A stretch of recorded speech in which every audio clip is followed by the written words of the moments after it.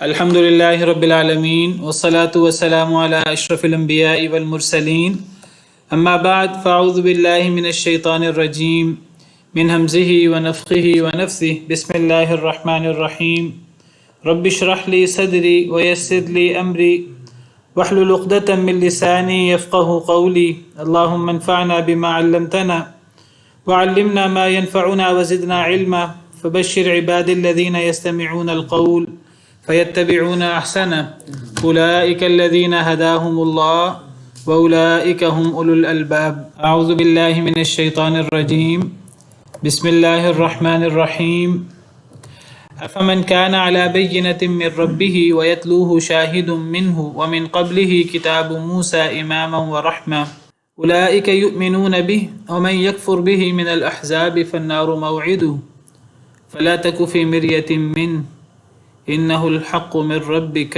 ولكن أكثر الناس لا يؤمنون۔ بہت غور طلب آیت ہے، توجہ کے ساتھ اس کو پڑھنا ہے، ہم نے سمجھنے کی کوشش کرنی ہے۔ افمن کان علی بینۃ من ربہ، کیا پس وہ شخص جو ہے اوپر واضح دلیل کے اپنے رب کی طرف سے، تھوڑی مشکل آیت ہے۔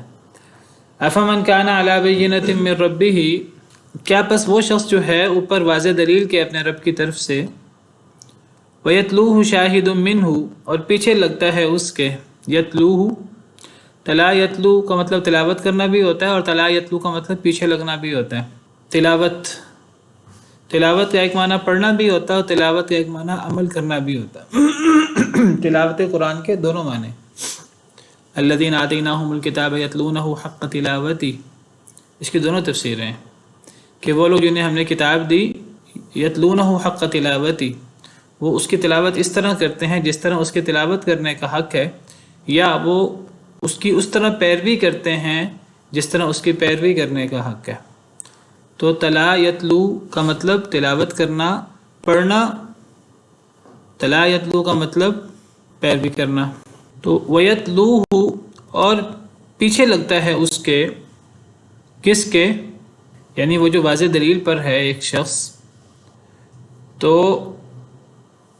اس دلیل کے پیچھے، اس دلیل کے بعد ایک گواہ بھی ہے، منہ، اس کی طرف سے، اللہ کی طرف سے۔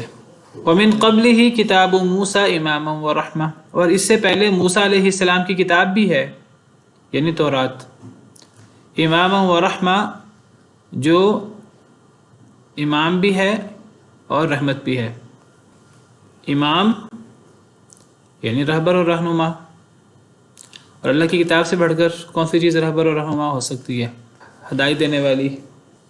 حضرت موسیٰ علیہ السلام اور ان کی قوم کے لیے یہ کتاب ہدایت بھی تھی، نور بھی تھی، امام بھی تھی، سب کچھ تھی، لیکن چونکہ اب اس میں تحریف ہو چکی ہے، لہذا اس کے مندرجات پر یقین نہیں کیا جا سکتا، ورنہ تورات کے وہ مندرجات جن کے بارے میں یہ یقین ہو قرآن کریم کی روح سے، احادیث مبارکہ کی روح سے، کہ یہ واقعی تورات کے احکام ہیں، تو ان کی بہت اہمیت ہے، ان کی اسی طرح اہمیت ہے جس طرح اللہ کے دیگر احکامات کی اہمیت ہوتی ہے، الا یہ کہ وہ احکامات منسوخ نہ ہو چکے ہوں۔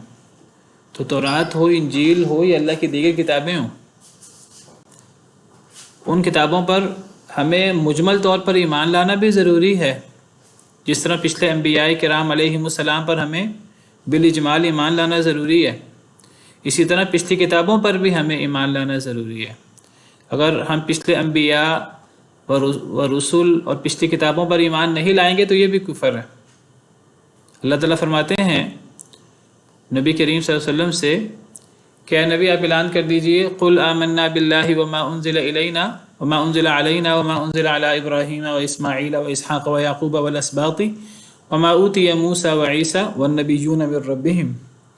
سورہ آل عمران میں ہے کہ اے نبی صلی اللہ علیہ وسلم، آپ کہہ دیجئے کہ ہم ایمان لائے اللہ پر اور اس پر بھی جو نازل کیا گیا ابراہیم، اسماعیل، اسحاق، یعقوب، ان کی اولادوں علیہم السلام اجمعین، ان سب پر، وما اوتی موسیٰ وعیسیٰ، اور جو موسیٰ دیے گئے، جو عیسیٰ دیے گئے، جو وحی، جو کتابیں، ہم اس پر بھی ایمان لائے، وما والنبیون من ربہم، جو دیگر نبیوں کو ان کے رب کی طرف سے دیا گیا، کتاب کی صورت میں وحی ہو یا ویسے وحی ہوئی ہو، ان سب پر ہم ایمان لاتے ہیں بحیثیت مسلمان۔ نبی کریم صلی اللہ علیہ وسلم کو حکم ہے کہ آپ اعلان کریں اس کا، اور یہی حکم مسلمانوں کو بھی ہے، اس امت کو بھی ہے۔ سورہ بقرہ میں اللہ فرماتے ہیں، آپ کے سامنے آیت رکھ دیتا ہوں، سورہ بقرہ میں ہے قولوا آمنا، سورہ آل عمران میں قل آمنا ہے، نبی صلی اللہ علیہ وسلم کو حکم ہے، اور یہی حکم سورہ بقرہ میں تمام مسلمانوں کو ہے کہ تم سب کہہ دو، یہ ہمارا ایمان ہونا چاہیے اس پر۔ سورہ بقرہ آیت نمبر 136، تم سب کہہ دو کہ ہم ایمان لائے اللہ پر اور ساتھ اس کے جو نازل کیا گیا ہماری طرف سے مراد ہمارے نبی صلی اللہ علیہ وسلم پر، قرآن اور حدیث، وما انزل الی ابراہیم و اسماعیل و اسحاق و یعقوب والاسباط، اور جو نازل کیا گیا ابراہیم، اسماعیل، اسحاق، یعقوب اور اولادوں پر علیہم السلام اجمعین، ان سب پر ہم ایمان لاتے ہیں۔ وما اوتی موسیٰ و عیسیٰ، اور جو موسیٰ علیہ السلام اور عیسیٰ علیہ السلام دیے گئے تورات، انجیل، اس کے علاوہ جو وحی ہوئی ان پر۔ وما اوتی النبیون من ربہم، اور جو دیگر انبیاء کرام علیہم السلام پر وحی جلی وحی خفی نازل ہوئی، ان سب پر ہمارا ایمان ہے۔ پچھلی کتابیں ہوں یا پچھلے انبیاء کرام علیہم السلام، ان پر بھی ایمان لانا ضروری ہے۔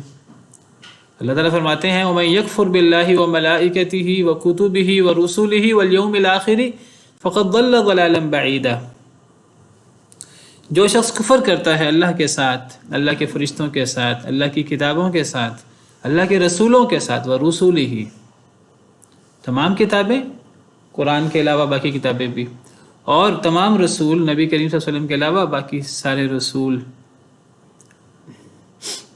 اور آخرت کے دن کے ساتھ، تو وہ واضح گمراہ ہو گیا۔ تو دیکھیے ہمارا دین کتنا بہترین دین ہے کہ اس میں کسی نبی، کسی رسول کی، کسی کتاب کی، کسی وحی کی کوئی تنقیص نہیں ہے، کوئی توہین نہیں ہے، سب پر ایمان لانا ضروری ہے، بلکہ لا نفرق بین احد منہم، ہم ان میں سے کسی میں فرق بھی نہیں کرتے۔ باقی یعنی یہاں تک ہمیں پچھلے انبیاء، پچھلی کتابوں پر ایمان لانا ہے کہ جن انبیاء کا ہمیں نام بھی نہیں پتا، جن رسولوں کا ہمیں نام بھی نہیں پتا، ہم ان پر بھی ایمان لاتے ہیں، کیونکہ بہت سارے انبیاء و رسول کا اللہ نے نام ہی نہیں لیا۔ اگر آپ نام لیں تو قرآن کریم میں تو 25 کے قریب انبیاء کرام علیہم السلام کا، رسولوں کا نام ہے، کئیوں کا ذکر ہے، ان کا نام نہیں ہے۔ ہاں، اور اللہ تعالیٰ یہ بھی فرماتے ہیں قرآن کریم میں کہ بہت سارے رسول ہیں، انبیاء ہیں، جن کا ہم نے نام ہی نہیں لیا، جن کا ہم نے قصہ بیان نہیں کیا نبی صلی اللہ علیہ وسلم پر۔ وَرُسُلًا قَدْ قَصَصْنَاهُمْ عَلَيْكَ مِن قَبْلُ وَرُسُلًا لَمْ نَقْصُصْهُمْ عَلَيْكَ، بہت سے رسول ہیں جن کا ہم نے آپ پر قصہ بیان کر دیا، اور بہت سے رسول ہیں جن کا ہم نے آپ پر قصہ بیان نہیں کیا۔ ہمیں ان رسولوں پر بھی ایمان لانا ہے، ہمیں یعنی اجمالاً ایمان لانا ہے، اللہ کی ان کتابوں پر بھی ایمان لانا ہے جن کتابوں کا اللہ نے ذکر نہیں کیا، یعنی صرف 4 کتابیں نہیں اتری، اور کتابیں بھی اتری ہیں۔ اللہ نے بالعموم کتابوں کا ذکر کیا ہے، لَقَدْ أَرْسَلْنَا رُسُلَنَا بِالْبَيِّنَاتِ وَأَنزَلْنَا مَعَهُمُ الْكِتَابَ وَالْمِيزَانَ لِيَقُومَ النَّاسُ بِالْقِسْطِ، سورہ حدید میں اللہ فرماتے ہیں کہ ہم نے رسولوں کو بھیجا روشن نشانیوں کے ساتھ، وَأَنزَلْنَا مَعَهُمُ الْكِتَابَ، اور ہم نے ان کے ساتھ کتاب اتاری، تو اللہ نے بالعموم ذکر کیا ہے، یعنی بہت سارے انبیاء و رسول پر اللہ نے کتاب اتاری ہے، صرف 4 پر نہیں۔ ہمارا اس پر بھی ایمان ہونا چاہیے، یہ چیز بھی ہمارے ایمان کا حصہ ہے۔ باقی فرق ہوتا ہے ایمان لانے میں، یعنی جن کا ذکر نہیں ہے، جن انبیاء کا، اور جن کا ذکر ہے، تو فرق تو ہوگا۔ جس کا نام لے لیا گیا تو اس پر نام لے کر ہمیں ایمان لانا ہے، جس کے بارے میں جو کچھ بیان کر دیا گیا قرآن و حدیث میں صحیح سند کے ساتھ، ہمیں اس نبی کے بارے میں اتنا اسپیسیفک انداز سے ایمان لانا ضروری ہے جتنا وضاحت سے اس کا ذکر ہو گیا قرآن و حدیث میں۔ جس کا ذکر نہیں ہوا، جس کتاب کا یا جس نبی کا، اور جس کا ذکر ہوا ہے، اس کا یہ فرق تو ہوگا۔ جس کا نام اور جس کی جو صفات آئی ہیں، ہمیں وہ صفات پر ایمان لانا ہوگا اگر صحیح سند سے ثابت ہیں قرآن و حدیث میں۔ اسی طرح نبی کریم صلی اللہ علیہ وسلم یا قرآن ہے، اور پچھلے رسول یا پچھلی کتابیں ہیں، ان کا بھی فرق ہے۔ فرق کیا ہے کہ پچھلے رسولوں پر جن کا قرآن میں ذکر آ گیا، ان پر تو ہمارا ایمان ہے، نام لے کر ایمان ہے، ان کتابوں پر ہمارا ایمان ہے، نام لے کر ایمان ہے۔ اب ان رسولوں کی تعلیمات اور کتابوں کے مندرجات، اس کا مسئلہ آ جاتا ہے۔ تو رسولوں کی تعلیمات پر بھی ہمارا ایمان ہونا چاہیے، پچھلے رسولوں پر، اور پچھلی کتابوں کے مندرجات پر بھی ہمارا ایمان ہونا چاہیے، بشرطے کہ وہ تعلیمات و مندرجات صحیح سند سے ثابت ہو جائیں۔ یہ بات بہت اہم ہے۔ ہم تورات و انجیل کے مندرجات پر کیوں ایمان نہیں لاتے؟ یہود و نصارہ اپنے نبیوں کی طرف بڑی چیزیں منسوب کرتے ہیں، ہم ان چیزوں پر کیوں ایمان نہیں لاتے؟ کیونکہ ہمیں ان کے بارے میں یہ یقین نہیں ہے کہ یہ بات حضرت موسیٰ نے فرمائی ہے کہ نہیں فرمائی، یہ بات حضرت عیسیٰ نے فرمائی ہے کہ نہیں فرمائی، یہ بات تورات میں ہے کہ نہیں، یہ بات انجیل میں ہے کہ نہیں۔ یہ بات تو یہود و نصارہ خود یقینی طور پر نہیں کہہ سکتے کہ تورات و انجیل محفوظ ہیں، ان کا اپنا دعویٰ نہیں ہے، وہ تو تحریف کر چکے ہیں، اپنے انبیاء کرام علیہم السلام کی تعلیمات میں تحریف کر چکے ہیں، تورات و انجیل کے مندرجات میں تحریف کر چکے ہیں۔ اللہ قرآن کریم میں صراحہ سے فرما چکے ہیں، ہاتھوں سے لکھ کر کتابوں میں شامل کر دیتے تھے۔ فَوَيْلٌ لِّلَّذِينَ يَكْتُبُونَ الْكِتَابَ بِأَيْدِيهِمْ ثُمَّ يَقُولُونَ هَٰذَا مِنْ عِندِ اللَّهِ لِيَشْتَرُوا بِهِ ثَمَنًا قَلِيلًا۔ اللہ فرماتے ہیں ویل ہے ان لوگوں کے لیے، جہنم کی ایک وادی خطرناک، ان لوگوں کے لیے ویل ہے جو اپنے ہاتھوں سے کتاب لکھتے ہیں، پھر وہ کہتے ہیں یہ اللہ کے پاس سے ہے، لیشتروا بہ ثمنا قلیلا، تاکہ وہ تھوڑی قیمت خرید لیں، اس کے بدلے تھوڑے دنیاوی مفاد کے پیچھے وہ اپنی کتابوں کے اندر کمیاں بیشیاں اضافے کر لیتے تھے۔ اس لیے تورات و انجیل اب ان کے مندرجات پر یقین نہیں ہو سکتا۔ یہود و نصارہ اپنے نبیوں کی جو تعلیمات بتاتے ہیں ان تعلیمات کے اوپر یقین نہیں ہو سکتا۔ یہود و نصارہ فاسق و فاجر ہیں، ایک مسلمان فاسق و فاجر ہو اس کی بات پر یقین نہیں ہوتا تو ایک کافر کی بات پر کیسے یقین ہو سکتا ہے؟ ہاں، جو بات انبیاء کرام علیہم السلام کی صحیح سند سے ہم تک پہنچ جائے، جو بات تورات و انجیل پچھلے صحیفوں کے مندرجات ہم تک صحیح سند سے پہنچ جائے، ہمیں یقین ہو جائے کہ یہ بات پچھلی کتابوں میں تھی، یہ بات پچھلے انبیاء کرام علیہم السلام نے فرمائی ہے، اور وہ چیز صحیح سند سے ہم تک پہنچ جائے کہ ہمارے پاس کیا ذریعہ ہے صحیح سند سے پہنچنے کا؟ قرآن کریم میں اس کا ذکر آ جائے، نبی صلی اللہ علیہ وسلم اس کے بارے میں بیان فرما دیں، اور وہ چیز منسوخ نہ ہو ہماری شریعت میں، تو ہمارے لیے وہ حجت ہے، ہم اس پر عمل کریں گے، کیونکہ اللہ نے نبی صلی اللہ علیہ وسلم کو حکم دیا ہے اولئک الذین ھدی اللہ فبہداہ مقتدی، کہ اے نبی صلی اللہ علیہ وسلم، اللہ نے 18 انبیاء کا ذکر کیا کہ ان سب لوگوں کو اللہ نے ہدایت دی، سورہ نام کی آیت ہے، ان سب لوگوں کو اللہ نے ہدایت دی، اے نبی آپ بھی ان کے نقش قدم کی پیروی کریں، آپ بھی ان کی ہدایت کی پیروی کریں۔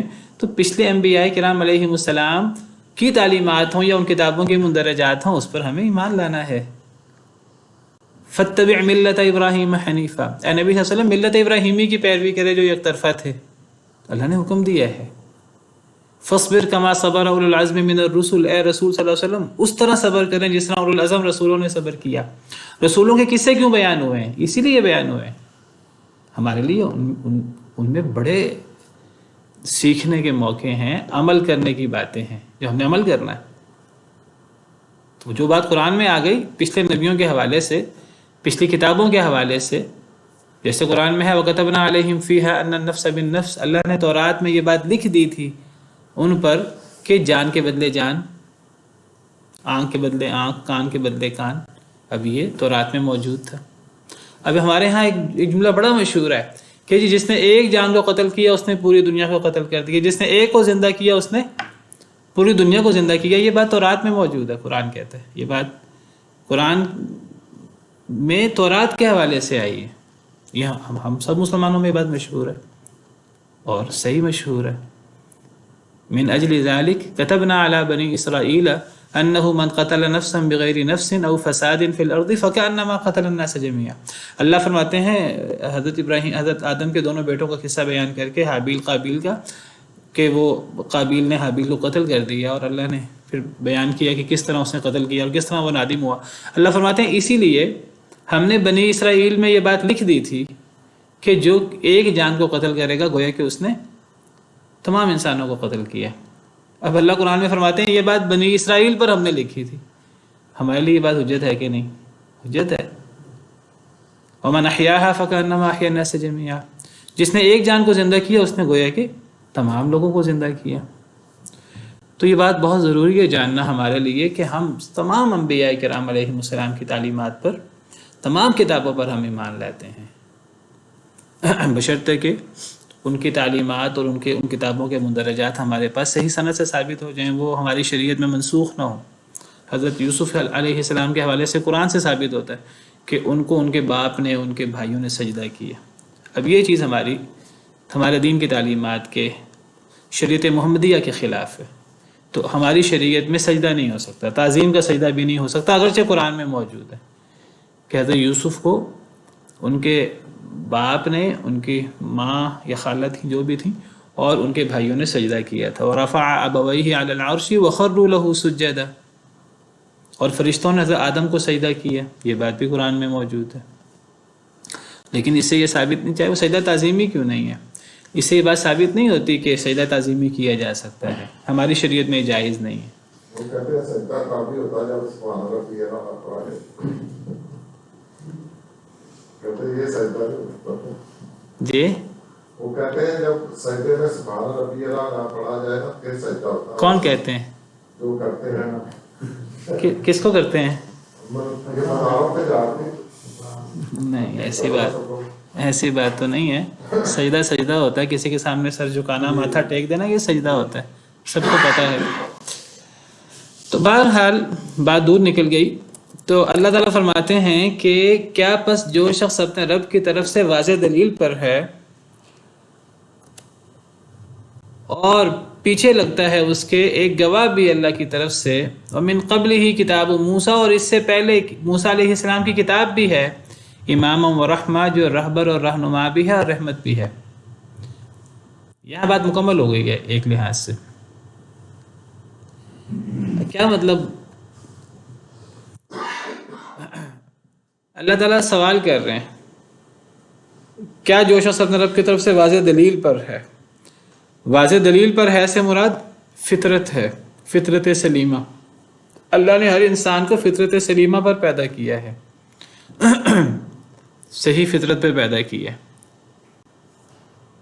تو اللہ فرماتے ہیں کہ ایک شخص صحیح فطرت پہ موجود ہے اور اس کی فطرت مسخ نہیں ہوئی، یہ فطرت مسخ ہو جاتی ہے، یہ فطرت چینج ہو جاتی ہے ماحول کے مطابق۔ نبی صلی اللہ علیہ وسلم کا ارشاد ہے، آپ نے فرمایا، صحیح حدیث ہے، کل مولود یولد علی الفطرہ فابواہ یہودانہ او ینصرانہ او یمجسانہ، ہر بچہ فطرت پہ پیدا ہوتا ہے، یعنی فطرت اسلام پہ، پھر اسے اس کے ماں باپ یہودی عیسائی مجوسی بنا دیتے ہیں، یعنی ماحول اس کی فطرت کو، فطرت اسلام کو، فطرت صحیحہ کو، فطرت توحید کو مسخ کر دیتا ہے، اس کے اندر یہودیت، عیسائیت، مجوسیت آ جاتی ہے۔ اچھا یہ ذرا غور کریں، اس حدیث میں یہ نہیں ہے اس کے ماں باپ اسے مسلمان بنا دیتے ہیں، کسی کو اس کے ماں باپ مسلمان نہیں بناتے، وہ اپنی فطرت کی وجہ سے مسلمان ہوتا ہے، اور اسی فطرت پہ وہ برقرار رہتا ہے، ماں باپ اسی چیز کی مزید تربیت کرتے ہیں، وہ اسی فطرت پر مضبوط ہو جاتا ہے، چینج نہیں ہوتی اس کی، جو مسلمان پیدا ہوتا ہے اور اسلام پر برقرار رہتا ہے۔ فرمایا ماں باپ یہودی، عیسائی، مجوسی بناتے ہیں، وہ فطرت چینج کرتے ہیں۔ قرآن کریم میں سورہ نور میں اللہ تعالیٰ نے اسی فطرت کی بات کی ہے، یہ ایسی بہترین فطرت ہے کہ قریب ہے کہ انسان اس فطرت کے ذریعے انسان راہ حق کو پالے، قریب ہے، یعنی اگر ہدایت نہ بھی ملے، اگر قرآن و سنت کی تعلیمات نہ بھی ہوں، اگر ایک بندہ اس فطرت سلیمہ پر، اس فطرت صحیحہ پر ہو، اور وہ ماحول کی آلودگی سے اور اپنے معاشرے سے اس کی فطرت مسخ نہیں ہو گئی، اپنے ماں باپ سے اور اپنے معاشرے سے، تو قریب ہے کہ یہ انسان کی فطرت سلیمہ اور فطرت صحیحہ، فطرت اسلام انسان کو جو ہے وہ حق پر لے آئے، کتاب و سنت کے بغیر بھی۔ اللہ تعالیٰ فرماتے ہیں سورہ نور کی آیت نور میں، یکاد زیتها یضیء ولو لم تمسسہ نار، اسے یہی مراد ہے، قریب ہے کہ وہ تیل روشن ہو جائے اگرچہ اسے آگ نہ دکھائی جائے۔ نور علی نور، پھر اس نور پر ایک اور نور ہے، اس نور، ایک نور فطرت ہے اس آیت کریمہ میں مراد، اور دوسرا نور سے مراد نور شریعت ہے۔ اللہ نے ہماری ہدایت اور ہماری رہنمائی کے لیے اللہ نے کتنے انتظامات کیے ہیں، آپ غور کریں اور آپ حیران رہ جائیں کہ اللہ کو کتنی خواہش ہے اور کتنی خوشی ہے کہ میرے بندے جو ہیں وہ ایمان لے آئیں، میرے بندے جو ہیں وہ جنت میں چلے جائیں۔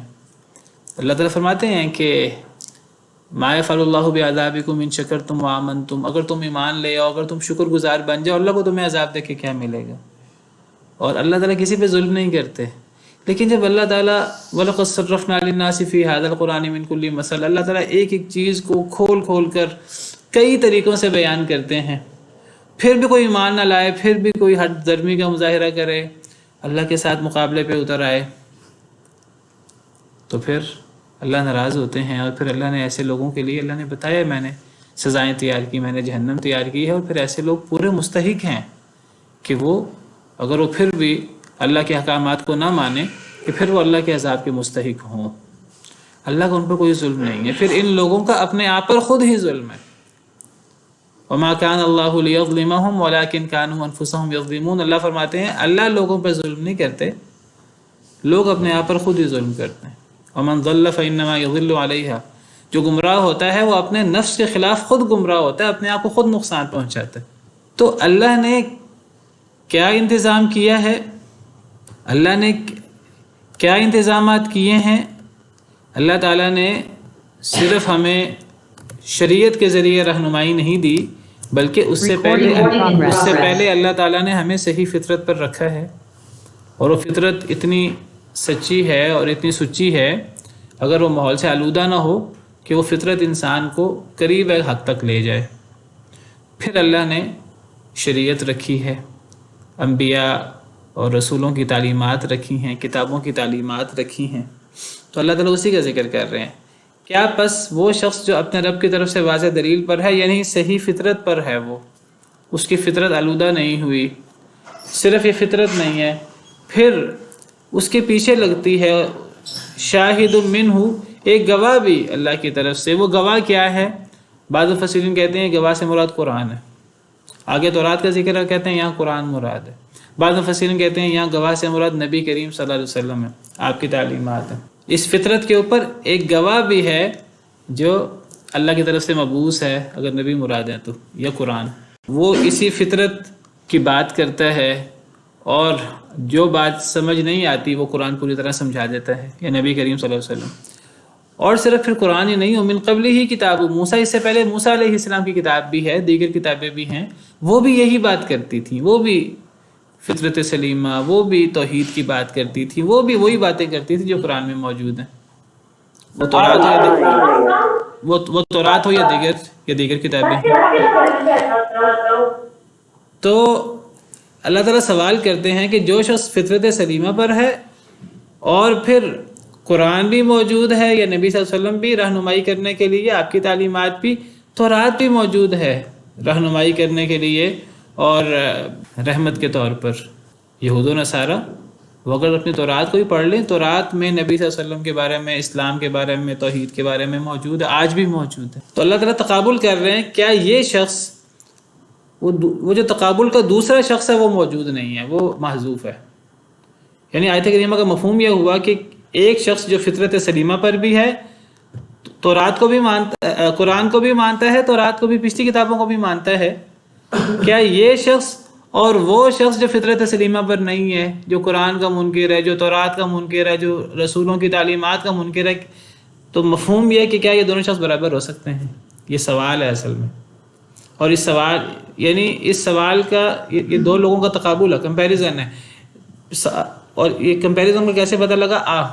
سوال ہے پیچھے، ایک شخص موجود ہے، دوسرا شخص وہ محذوف ہے، اور پھر اس کمپیریزن کا جواب بھی محذوف ہے۔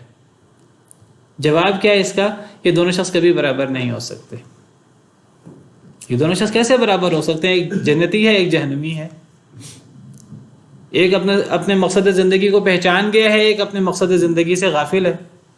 یہ دونوں کیسے برابر ہو سکتے ہیں؟ کبھی برابر نہیں ہو سکتے۔ اس آیت کریمہ میں جیسے میں نے ذکر کیا کہ اس آیت کریمہ میں دو لوگوں کا تقابل ہے آپس میں، دوسرا شخص موجود نہیں ہے یہاں، اور جو اس سوال کا جواب ہے وہ بھی یہاں موجود نہیں ہے۔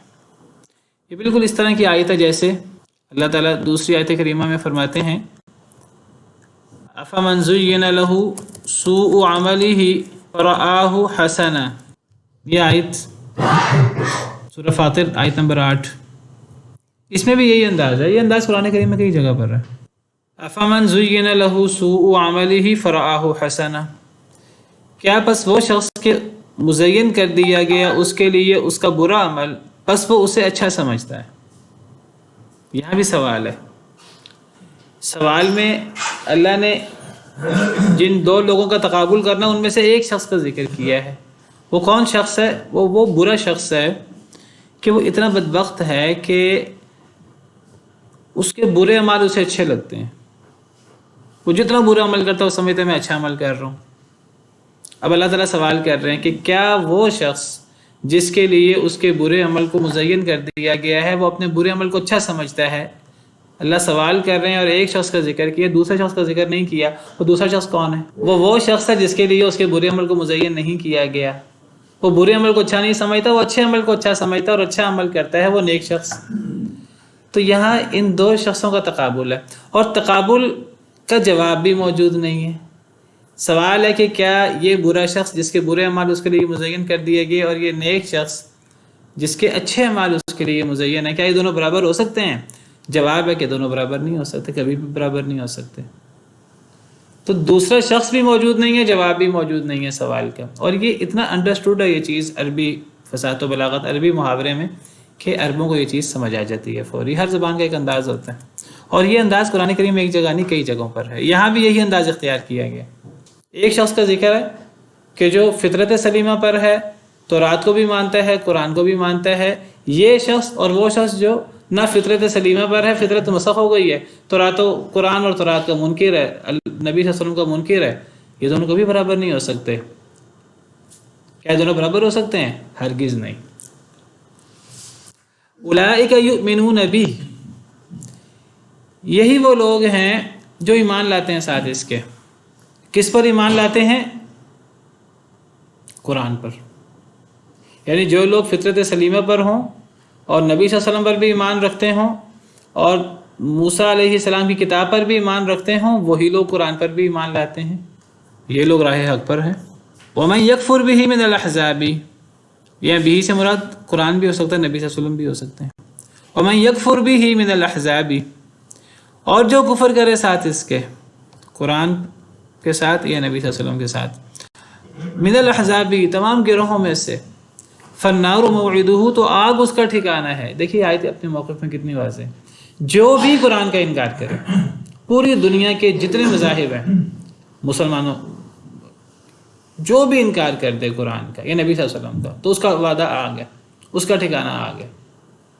یہ آیت کریمہ بڑی واضح ہے ان لوگوں کے بارے میں کہ جو لوگ چاہے کسی نبی پر ایمان لاتے بھی ہوں، چاہے کسی کتاب پر ایمان لاتے بھی ہوں، لیکن وہ نبی صلی اللہ علیہ وسلم پر ایمان نہیں لاتے، وہ قرآن پر ایمان نہیں لاتے، وہ چاہے حضرت عیسیٰ پر ایمان لاتے ہوں، چاہے حضرت موسیٰ پر ایمان لاتے ہوں، چاہے تورات پر ایمان لاتے ہوں، چاہے انجیل پر ایمان لاتے ہوں، چاہے پچھلے سارے انبیاء پر ایمان لاتے ہیں۔ یہود پچھلے سارے انبیاء پر ایمان لانے کا دعویٰ کرتے ہیں، عیسائی پچھلے سارے انبیاء پر ایمان لانے کا اور پچھلے ساری کتابوں پر ایمان لانے کا دعویٰ کرتے ہیں۔ اگر قرآن پر ایمان نہیں ہے، اگر نبی صلی اللہ علیہ وسلم کی تعلیمات پر اور آپ صلی اللہ علیہ وسلم پر ایمان نہیں ہے، تو آگ اس کا ٹھکانہ ہے۔ جو شخص بھی مسلمان نہیں ہے نبی صلی اللہ علیہ وسلم کو سننے کے بعد، قرآن کا سننے کے بعد، وہ قرآن پر، نبی صلی اللہ علیہ وسلم پر ایمان نہیں لاتا، وہ پچھلی کتابوں کا اور پچھلے انبیاء کا جتنا بھی وہ ان پر ایمان لانے والا ہو، وہ کافر ہے اور وہ جہنمی ہے۔ یہ بات قرآن کریم میں بہت واضح ہے۔ اس کا ذکر اللہ تعالیٰ نے اور بھی قرآن کریم میں کئی جگہوں پر کیا ہے۔ بعض لوگوں کو بڑا مغالطہ ہو جاتا ہے، بعض لوگ کہتے ہیں نہیں، کوئی شخص ایمان والا ہے، کوئی یہودی ہے، کوئی عیسائی ہے، جو بھی اللہ پر ایمان لے آئے تو وہ جنتی ہے۔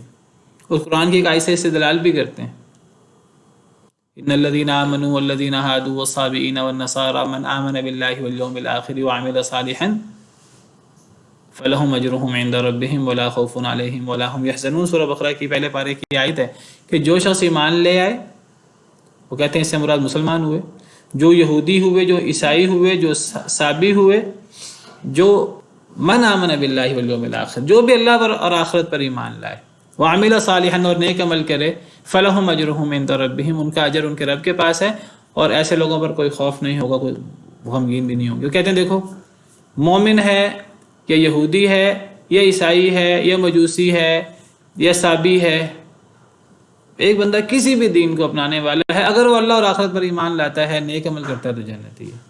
نبی صلی اللہ علیہ وسلم پر، قرآن پر ایمان لانا ضروری نہیں ہے، حالانکہ یہ اس آیت کریمہ کا مفہوم نہیں ہے۔ اللہ پر ایمان لانا، اللہ اور آخرت پر ایمان لانا، اللہ پر ایمان لانا یہ ایک مجمل چیز ہے۔ اللہ پر ایمان لانا کیا ہے؟ اللہ پر ایمان لانے کا مطلب یہ نہیں ایک بندہ کہ بس میں اللہ کو رب مانتا ہوں، یہ اللہ پر ایمان ہے۔ اللہ پر ایمان لانے کا مطلب اللہ کی باتوں کو ماننا۔ ورنہ تو ایک مشرک بھی اللہ پر ایمان رکھتا ہے، کیا خیال ہے مشرک بھی جنتی ہے؟ مشرک بھی، مشرکین مکہ وہ اللہ پر ایمان رکھتے تھے، وہ لات منات عزا اور حضرت ابراہیم حضرت اسماعیل کو بھی معبود مانتے تھے، اللہ پر بھی ایمان لاتے تھے۔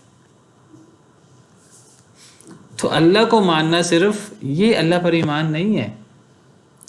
ایک بدو نے آپ سے کہا نبی صلی اللہ علیہ وسلم سے مختصر بات بتا دیجئے، میں اس کو پلے سے باندھ لوں گا، تو نبی صلی اللہ علیہ وسلم نے فرمایا قل آمنت باللہ ثم استقم، تو کیا میں اللہ پر ایمان لایا پھر ڈٹ جا۔ یہ جو آمنت باللہ ہے اس کے اندر ہر چیز آ جاتی ہے، یعنی اللہ پر ایمان لانے سے مراد اللہ کے احکامات کو ماننا، اللہ کی کتاب کو ماننا، اللہ کے نبیوں کو ماننا، اللہ کے فرشتوں کو ماننا۔ ورنہ جو بندہ اللہ کے کسی ایک فرشتے کا انکار کر دے وہ بھی جہنمی ہے، وہ بھی کافر ہے۔ اللہ کے کسی رسول کا انکار کر دے، اللہ کی کسی کتاب کا، کسی آیت کا انکار کر دے، ایک آیت کا انکار کر دے، وہ بھی کافر ہو جاتا ہے۔ تو اور یہ بات قرآن کریم میں بڑی واضح ہے۔ مثلا یہ آیت کریمہ سورہ بقرہ کی دیکھیے، اللہ تعالیٰ نے یہاں یہودیوں کو ذکر کیا جو لوگ چھپاتے ہیں دین کو۔ تو اللہ فرماتے ہیں ان الذین یکتمون ما انزلنا من البینات والہدی من بعد ما بیناہ للناس فی الکتاب، وہ لوگ جو چھپاتے ہیں جو ہم نے بینات اور ہدایت نازل کی تھی تورات و انجیل، جو لوگ اس کو چھپاتے ہیں، حق کی باتیں چھپاتے ہیں تورات و انجیل میں، جس میں نبی صلی اللہ علیہ وسلم کو قرآن کا بھی ذکر تھا، اس کے بعد کہ ہم نے اس کو لوگوں کے لیے بیان کر دیا کتاب میں۔ یہی لوگ ہیں جن پر اللہ بھی لعنت کرتے ہیں اور لعنت کرنے والے بھی لعنت کرتے ہیں۔ ایسے لوگ لعنتی ہیں، سوائے ان کے جو توبہ کر لیں، اصلاح کر لیں، بیان کر لیں۔ اللہ فرماتے ہیں ایسے لوگوں پر میں رجوع کرتا ہوں، میں بہت رجوع کرنے والا ہوں۔ جو ایمان لے آئیں وہ مستثنا ہیں۔ جو لوگ کافر رہیں اور مر جائیں اور وہ کافر ہی ہوں، یہود و نصارہ کی بات ہو رہی ہے، یہود و نصارہ ہوں یا دیگر کفار ہوں، جو مر جائیں اسی کفر کی حالت میں، ان لوگوں پر اللہ کی بھی لعنت ہے، فرشتوں کی بھی لعنت ہے اور سب لوگوں کی بھی لعنت ہے، خالدین فیہا، یہ جہنم میں ہمیشہ ہمیشہ رہیں گے۔ یہودی بھی جہنمی ہے اگر وہ یہودیت پہ قائم ہے، مسلمان نہیں ہوتا۔ عیسائی بھی جہنمی ہے اگر وہ عیسائیت پر قائم رہتا ہے۔ دیگر کفار، مجوسی، دیگر انبیاء کے ماننے کا دعویٰ کرنے والے سارے جہنمی ہیں اور ہمیشہ جہنم میں رہیں گے۔ ان سے عذاب ہلکا بھی نہیں کیا جائے گا اور کوئی ڈھیل بھی نہیں دی جائے گی۔ اور حدیث مبارکہ میں نبی صلی اللہ علیہ وسلم فرماتے ہیں، صحیح حدیث ہے، آپ نے فرمایا کہ اگر ایک شخص نبی صلی اللہ علیہ وسلم کے بارے میں سن لے، نبی صلی اللہ علیہ وسلم کے بارے میں، نبی صلی اللہ علیہ وسلم نے فرمایا، حضرت ابو موسیٰ اشعری راوی ہیں، آپ نے فرمایا لا یسمع بی احد من امتی، میرے بارے میں میری امت میں سے کوئی شخص یہودی ہو یا عیسائی ہو، وہ میرے بارے میں سن لے پھر مجھ پر ایمان نہ لائے، آگ میں داخل ہوگا۔ اسے پتہ لگ جائے کہ نبی کریم صلی اللہ علیہ وسلم ہیں، اور پھر وہ نبی صلی اللہ علیہ وسلم پر، آپ کی تعلیمات پر، بعض احادیث میں ہے ثم لم یؤمن بالذی ارسلت بہ، وہ اس پر ایمان نہ لائے جس کو دے کر میں بھیجا گیا ہوں، یعنی آپ کی تعلیمات پر ایمان نہ لائے، تو وہ آگ میں داخل ہوگا۔ میں نے اس کی بات تھوڑی سی وضاحت سے کی ہے کہ بعض لوگ کہتے ہیں کہ مومن لوگ جو ہیں، مسلمان بھی مومن ہیں، ایمان لانے والے ہیں، یہودی عیسائی بھی ایک لحاظ سے مومن ہیں۔ وہ کہتے ہیں کہ بلیورز جو ہیں ان میں مسلمان بھی آتے ہیں، یہودی بھی آتے ہیں، عیسائی بھی آتے ہیں، وہ بھی تو آخر نبیوں پر ایمان لاتے ہیں۔ تو عام کافروں میں اور یہود و نصارہ میں فرق کرنا چاہیے ان لوگوں کے نزدیک۔ یہ بات صحیح نہیں، کسی طور پر صحیح نہیں۔ جو نبی صلی اللہ علیہ وسلم کا منکر ہے، قرآن کا منکر ہے، یہ آیت اتنی واضح ہے، وَمَن يَكْفُرْ بِهِ مِنَ الْأَحْزَابِ فَالنَّارُ مَوْعِدُهُ، جو انکار کر دے قرآن کا یا نبی صلی اللہ علیہ وسلم کا گروہوں میں سے، تمام مذاہب میں سے، تمام ادیان میں سے، آگ اس کا ٹھکانہ ہے۔ فَلَا تَكُ فِي مِرْيَةٍ مِّن، بس آپ نہ ہوں اس کے بارے میں کسی شک میں، اس کے بارے میں کسی قسم کے شک میں مبتلا نہ ہو، قرآن کے بارے میں، اللہ کی تعلیمات کے بارے میں۔ نبی صلی اللہ علیہ وسلم کو خطاب ہے، نبی صلی اللہ علیہ وسلم تو شک نہیں کر سکتے، مراد امت ہے۔ امت میں سے کوئی شخص قرآن کے بارے میں سنت کے بارے میں، نبی صلی اللہ علیہ وسلم کے بارے میں کسی قسم کے شک میں، تذبذب میں مبتلا نہ ہو۔ یہ شک میں مبتلا ہونا ہی کفر ہے۔ ایمانیات میں تذبذب بھی کفر کے قائم مقام ہوتا ہے۔ جو شخص آخرت کے بارے میں تذبذب میں مبتلا ہو جائے، شاید آخرت صحیح ہو، بندہ یہ کہہ دے شاید آخرت صحیح ہے، یہ بھی کفر ہے آخرت کے ساتھ۔ یہ کہنا چاہیے کہ آخرت پر ہمارا ایمان ہے 100%۔ یہ نہیں کہنا چاہیے شاید قرآن صحیح ہو، شاید نبی صلی اللہ علیہ وسلم صحیح ہو، یہ کفر ہے، یہ تذبذب ہے۔ اللہ تعالیٰ قرآن میں فرماتے ہیں وَإِذَا قِيلَ إِنَّ وَعْدَ اللَّهِ حَقٌّ وَالسَّاعَةُ لَا رَيْبَ فِيهَا، ان مشرکین مکہ کی بات ہو رہی ہے سورہ جاسیہ میں، کہ جب ان سے کہا جاتا تھا وَإِذَا قِيلَ، جہنمیوں کے بارے میں اللہ فرماتے ہیں کہ جہنم میں کیوں گئے، ان کا قصور یہ ہے جب ان سے کہا جاتا تھا کہ اللہ کے وعدے سچے ہیں، وَالسَّاعَةُ لَا رَيْبَ فِيهَا، اور قیامت میں کوئی شک نہیں ہے، قل تم کہا کرتے تھے ما ندری ما الساعۃ، ہم نہیں جانتے قیامت کیا ہے، ان نظن الا ظنا، ہاں ہمیں ایک گمان آتا ہے شاید قیامت ہو، وما نحن بمستيقنین، ہمیں یقین نہیں ہے۔ یہ اللہ جہنمیوں کے جہنم میں جانے کی وجہ بیان کر رہے ہیں کہ وہ شخص بھی جہنمی ہے اور جہنم میں جائے گا جو اللہ کے وعدوں کو اور قیامت کے بارے میں یہ کہے کہ ہم ان کے بارے میں گمان رکھتے ہیں۔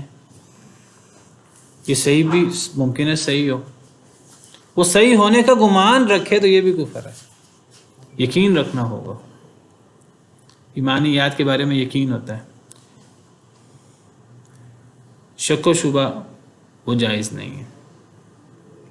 فلا تکو فی مریۃ من، اے اللہ کے رسول آپ نہ ہوں اس کے بارے میں شک میں مبتلا، مریہ شک، انہ الحق من ربک، بے شک وہ حق ہے آپ کے رب کی طرف سے، ولیکن اکثر الناس لا یؤمنون، لیکن اکثر لوگ ایمان نہیں لاتے، اکثر لوگ وہ ایمان نہیں لاتے، تصدیق نہیں کرتے، اور ان کے پیچھے ان کے دنیاوی مفادات ہوتے ہیں۔ ومن اظلم ممن افترى علی اللہ کذبا، اور کون زیادہ ظالم ہے اس شخص سے جو جھوٹ باندھے اللہ پر جھوٹ۔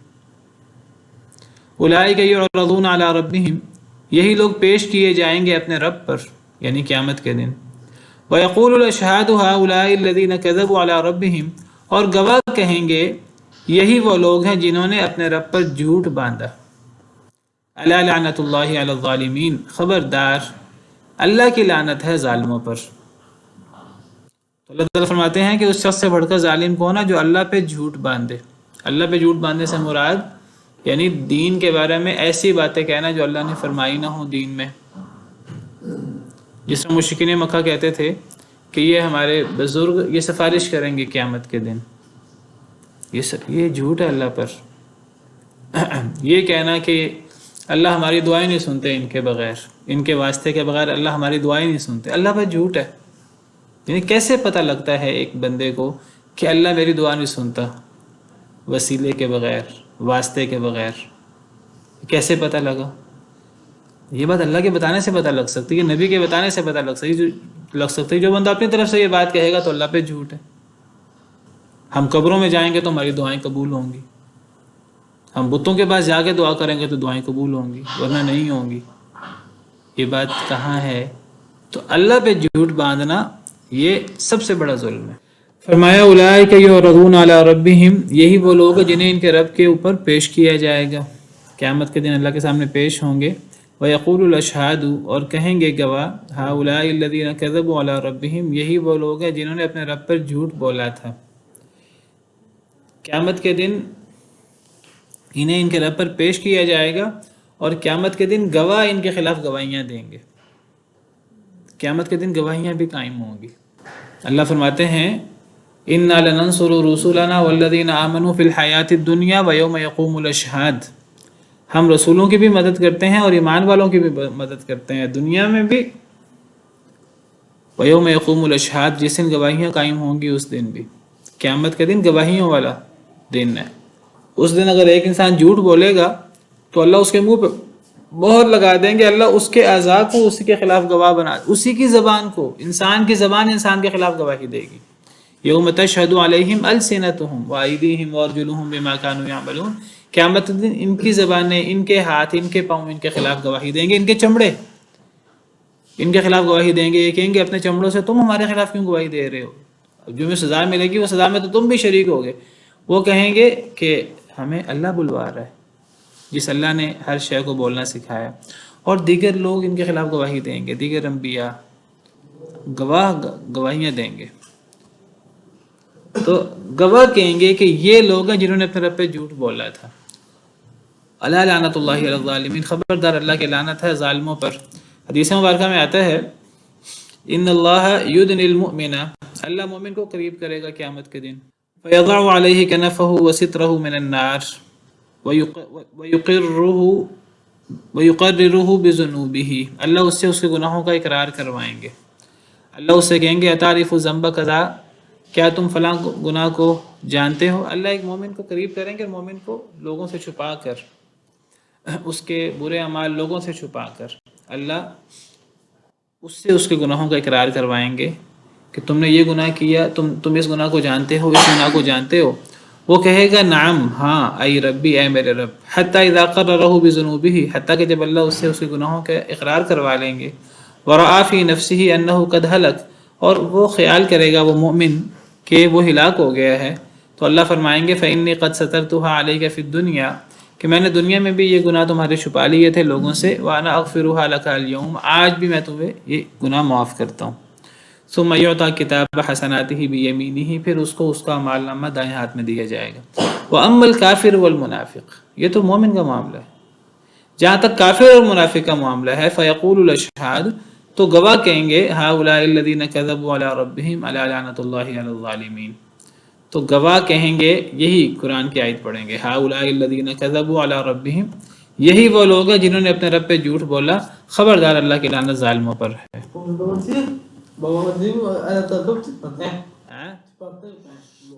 اللہ بیٹا مومن کی کمیاں کوتاہیاں، جو مومن اللہ سے توبہ استغفار کرتے ہیں، نیک اعمال کرتے ہیں، اللہ ان کی کمیاں کوتاہیاں دنیا میں بھی چھپا لیتے ہیں، اور آخرت میں بھی اللہ چاہیں گے تو اللہ معاف کر دیں گے۔